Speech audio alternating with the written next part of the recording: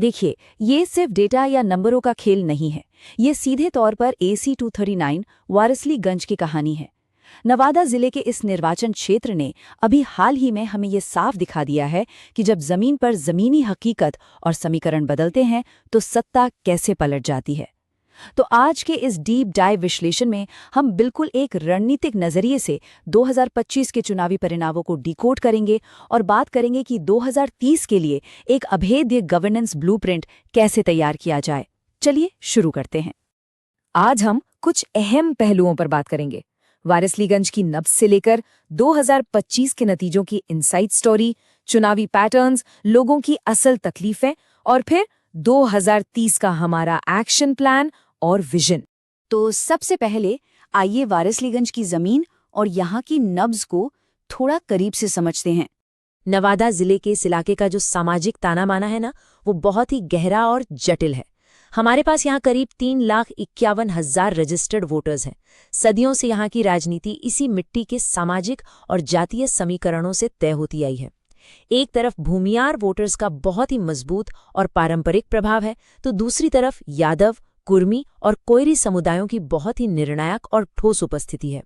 आप कह सकते हैं कि यही वो कैनवस है जिस पर चुनाव की पूरी बिसात बिछाई जाती है। और जब ये कैनवस पूरी तरह से एक्टिव होता है तो उसका असर साफ दिखता है। 2025 के चुनाव में टर्नआउट में एक जबरदस्त उछाल आया, 58.11% वोटिंग। ये कोई मामूली आंकड़ा नहीं है। ये हमें बताता है कि जमीन पर किस स्तर की लामबंदी यानी मोबिलाइजेशन हुई थी। ये पारंपरिक राजनीतिक उदासीनता को टूटने और एक स्पष्ट सत्ता परिवर्तन का बहुत मुखर संकेत था। अब दूसरे हिस्से पे आते हैं। 2025 के इस नतीजे के पीछे का असली कारण क्या था, इसके पीछे की अनाटमी क्या है। आप बस इस एक नंबर पर गौर कीजिए, 7,543 वोट। प्रतिशत में अगर बात करें तो हार जीत का अंतर था सिर्फ 3.76%, बिल्कुल रेज़र थिन मार्जिन। और इसी बेहद मामूली से अंतर ने लगातार 2 बार से काबिज सत्ताधारी विधायक को उनकी कुर्सी से हटा दिया। ये हमें बताता है कि मुकाबला किस हद तक कांटे का था। तो ये उलटफेर हुआ कैसे? असल में ये जीत एक बहुत ही सटीक और शानदार गणितीय रणनीति का नतीजा थी।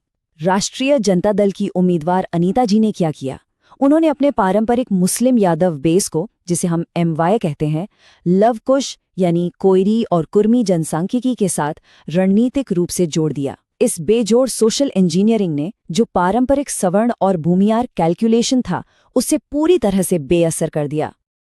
लेकिन इन सब चुनावी रणनीतियों और डेटा के बीच हमें एक बहुत ही बुनियादी सिद्धांत को हमेशा याद रखना चाहिए। यह पूरा विश्लेषण हमारे संवैधानिक मूल्यों की नींव पर खड़ा है। चुनाव सिर्फ डेटा या सत्ता का खेल नहीं है। यह हर मतदाता की गरिमा को बनाए रखने और पूरी जिम्मेदारी के साथ एक इन्फॉर्म्ड यानी सूचित सार्वजनिक संवाद सुनिश्चित करने के बारे में है। किसी भी सच्चे और टिकाऊ गवर्नेंस मॉडल के लिए ये सबसे पहली शर्त है। चलिए अब थोड़ा पीछे मुड़कर देखते हैं कि वारसलीगंज में पिछले कुछ चुनावों का पैटर्न कैसा रहा है। अगर हम पिछले 3 चुनावों को देखें तो सत्ता विरोधी लहर यानी एंटी इनकम्बेंसी का साफ पतन दिखाई देता है। 2015 में जो वोट शेयर 51.20% था, वो 2020 में गिरकर 37.40% रह गया था। लेकिन 2025 में जो हुआ वो चौंकाने वाला है। चुनाव पूरी तरह से बाइपोलर यानी द्विध्रुवीय हो गया। टॉप की 2 उम्मीदवारों ने मिलकर कुल वोटों का 93.68% हिस्सा ले लिया। इसका सीधा मतलब है कि तीसरे पक्ष के लिए जमीन पर अब कोई गुंजाइश ही नहीं बची है। अब आते हैं इस विश्लेषण के सबसे अहम और संवेदनशील हिस्से पर, वो बुनियादी तकलीफें जो असल में वोटर के फैसले को तय करती हैं। ये जो स्क्रीन पर आप आंकड़े देख रहे हैं, ये सिर्फ नंबर नहीं है, ये एक बहुत गहरी मानवीय त्रासदी की तस्वीर है।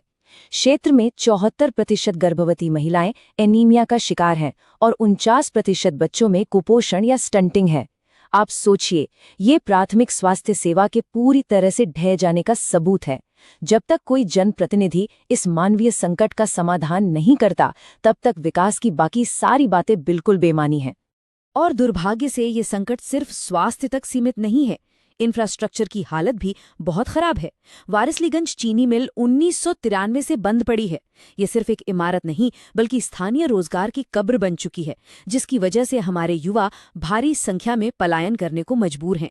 सकरी नदी पर सदियों से चली आ रही पारंपरिक फड सिंचाई प्रणाली बर्बाद हो गई है। इसी गहरे कृषि संकट ने 102 एकड़ के माखनपुर औद्योगिक पुनरुद्धार की मांग को इस बार एक बहुत बड़ा मुद्दा बना दिया। तो अब सवाल उठता है कि आगे का रास्ता क्या है? विपक्ष की आलोचना से आगे बढ़कर 2030 के लिए हमारा ठोस गवर्नेंस ब्लूप्रिंट क्या होना चाहिए? देखिए, 2025 की इस नाजुक सी जीत को 2030 तक एक अभेद्य किले में बदलना है तो एक बहुत ही सटीक ऑपरेशनल रणनीति चाहिए। इसके 4 चरण हैं। पहला, सुशासन और जन शिकायतों का निपटारा। दूसरा, चीनी मिल जैसे वादों की असल ग्राउंड डिलीवरी। और फिर तीसरे और चौथे चरण में अपने बूथ लेवल कैडर को इस तरह से ट्रेन और एक्टिव करना कि मतदान के दिन हमारी पूरी टर्नआउट मशीन एकदम परफेक्शन के साथ काम करे। लेकिन सच कहूं तो ये इतना आसान भी नहीं होगा। अगर हम संगठन के अंदर और बाहर की चुनौतियों की तुलना करें तो पार्टी के पास शानदार और जुनूनी जमीनी कार्यकर्ता जरूर हैं, लेकिन उनमें सरकारी योजनाओं को आखिरी आदमी तक पहुंचाने वाले ट्रेनिंग की भारी कमी है। और बाहर की तरफ गहरा आर्थिक ठहराव है और व्हाट्सएप के जरिए गलत सूचनाएं और अफवाहें आग की तरफ फैल रही हैं। इस चुनौती से निपटने के लिए एक बहुत बड़े ऑर्गेनाइजेशनल अपग्रेड की जरूरत है। अंत में आइए भविष्य के दृष्टिकोण पर नजर डालते हैं। अगर हम ऐसे ही ठहरे रहे तो क्या होगा, और अगर हम बदलाव लाएं तो तस्वीर कैसी होगी? भविष्य की पूरी राजनीति डिलीवरी पर टिकी होगी। व्हाट्सएप कल्याण हेल्पलाइन जैसी डिजिटल व्यवस्थाएं लानी होंगी ताकि भ्रष्टाचार खत्म हो। लेकिन यहाँ एक और बहुत महत्वपूर्ण बात है। ये सब कुछ नागरिकों के डेटा की सख्त निजता और उनकी सहमति के साथ होना चाहिए, बिल्कुल वैसे ही जैसा भारत के DPDP फ्रेमवर्क में तय किया गया है। याद रखिए, डिजिटल तकनीक का काम जनता को सशक्त बनाना है, उनकी निगरानी करना नहीं। जाते जाते मैं आपके सामने एक बड़ा सवाल छोड़ना चाहता हूँ। वारसलीगंज में जिस तरह से वोटर्स अब मुखर हुए हैं, उसे देखकर क्या आपको लगता है कि दशकों पुरानी ये पारंपरिक जातीय राजनीति आगे टिक पाएगी, या फिर अस्पताल, पानी, रोजगार और ठोस बुनियादी ढांचे का विकास ही भविष्य में चुनाव जीतने की इकलौती करेंसी बन जाएगा? सोचिएगा जरूर। ये एक ऐसा सवाल है जो राजनीति की पुरानी धारणाओं को जड़ से हिला देता है। यदि आप जन केंद्रित नेता बनना चाहते हैं और अपने निर्वाचन क्षेत्र का उत्थान करना चाहते हैं तो blueprintstrategies.ai से mgr@blueprintstrategies.ai पर संपर्क करें या 080420411602 पर कॉल करें। राजनीति से परे उद्देश्य। इस विश्लेषण से जुड़ने के लिए आपका बहुत बहुत धन्यवाद।